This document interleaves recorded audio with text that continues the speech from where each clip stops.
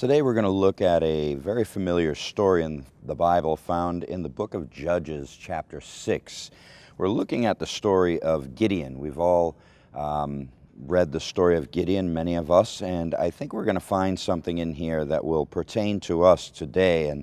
And a very interesting story, chapter 6 of the book of Judges, beginning in chapter 11. It says, "Now the angel of the Lord came and sat under the terebinth tree, which was in Ophrah, which belonged to Joash the Abiezrite, while his son Gideon threshed wheat in the winepress in order to hide it from the Midianites." So I want to stop there. In verse 11, it's revealed to us that they are, God's people are hiding from the Midianites, because what would happen is the Midianites would be oppressing the people. And for years this went on. As a matter of fact, for about 7 years this was going on. And whenever they would grow their crops, when it was time for the harvest, the Midianites would come and take those crops. So here, Gideon is hiding from the Midianites. Then in verse 12 it says, "And the angel of the Lord appeared to him and said to him, 'The Lord is with you, you mighty man of valor.'"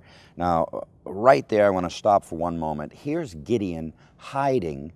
And at that time, the angel of the Lord comes and says, he addresses Gideon as a mighty man of valor. Very interesting choice of words. Then in verse 13, it says, "Gideon said to him, 'O my Lord, if the Lord is with us, why then has all this happened to us? And where are all his miracles which our fathers told us about, saying, Did not the Lord bring us up out of Egypt? But now the Lord has forsaken us and delivered us into the hands of the Midianites.' Then the Lord turned to him and said, 'Go in this might of yours, and you shall save Israel from the hand of the Midianites. Have I not sent you?'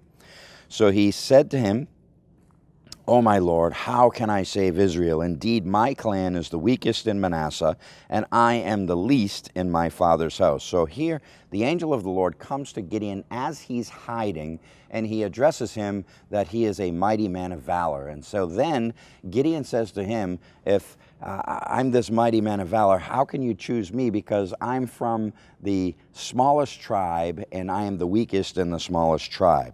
So then he says to him, in verse 16, "And the Lord said to him, Surely I will be with you, and you shall defeat the Midianites as one man. Then he said to him, If now I have found favor in your sight, then show me a sign that is with you, that it is you who is talking to me." So here Gideon is hiding. God comes to him and says, "You're a mighty man of valor." He says, "Whoa, what do you mean I'm a mighty man of valor? How can I be a mighty man of valor? Where's all these promises that we heard?" And so for me, as I'm looking at this story, I don't see Gideon at this point as a mighty man of valor. So how could God call him a mighty man of valor? That is the question that I have for you today. Now, if you turn with me to the book of Hebrews, we're going to go to the book of Hebrews and chapter 11. We see something interesting. The book of Hebrews, chapter 11. Now, we know Hebrews chapter 11 to be the faith chapter, if you will. The hall of faith, we call it. And so we're going to pick it up in Hebrews chapter 11. And we're going to look at beginning in verse 30. It says, by faith, the walls of Jericho fell down after they were encircled for 7 days.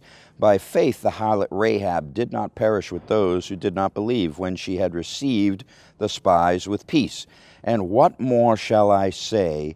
For the time would fail me to tell of Gideon and Barak and Samson and Jephthah, also of David and Samuel and the prophets, who through faith subdued kingdoms, worked righteousness, obtained promises, stopped the mouths of lions, quenched the violence of fire, escaped the edge of the sword, out of weakness were made strong, became valiant in battle, turned to flight the armies of the aliens. And so here we're showed how God could call Gideon a mighty man of valor. I don't know if you caught that or not, but here God in the book in the story of Gideon in Judges, God says you're a mighty man of valor.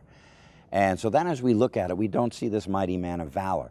We see someone that's hiding, somebody that's going back and forth with God. Where's the promise of deliverance and so forth?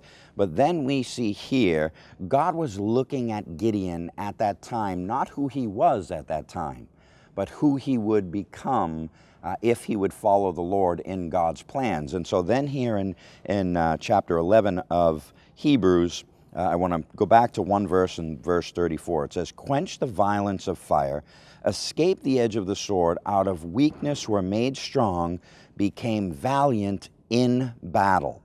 And so Gideon, we know the story of Gideon. He followed God. God brought him into that battle, and he was able to deliver God's people in that battle. So Gideon himself became a mighty man of valor in the battle. For you and I today, when we have these battles, every one of us is going through battles. When we follow God's plan, then we too will be called a mighty man and woman of valor. We become valiant when we are in the battle.